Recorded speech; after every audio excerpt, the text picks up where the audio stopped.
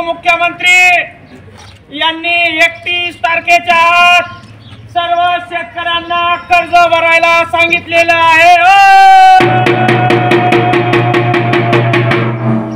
आपल्या शेतीमालाला भाव नाही, आपल्याला कर्जमाफी नाही, आपल्याला पीक विमा नाही, मात्र 31 तारखेच्या आत सर्व शेतकऱ्यांनी कर्ज भरून द्यायचं आहे।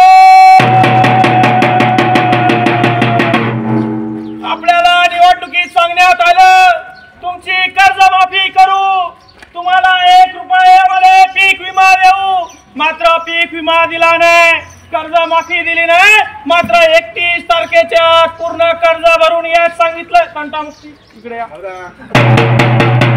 तुम्ही सरकार आहे आणि या ठिकाणी केंद्राच्या सरकारनं मागच्या 4 दिवसापूर्वी खासदाराच्या पगारामध्ये 24% वाढ केलाय।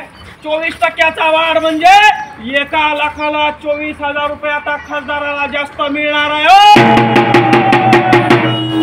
अण्णा, खासदाराला 1 लाखाला 24,000 रुपये वाढवले, कशाला माहितीये का?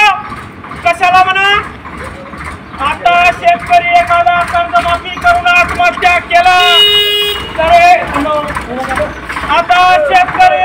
कर्जमाफी करून आत्महत्या केला, हा खासदार येणार, ताफा घेऊन येणार, त्या शेतकऱ्याच्या थडग्यापासून येऊन उभा राहणार आणि भावपूर्ण श्रद्धांजली देणार आणि शेतकऱ्याच्या टळूवरचं लोणी खाणार। त्यासाठी खासदारांना 24,000 रुपये पगार वाढवून देणार। आणि पगार कसा वाढवला तात्या? या वर्षी निर्णय घेतलाय 4 दिवसापूर्वी, आणि पगार कधीपासून वाढवणार आहे माहितीये का?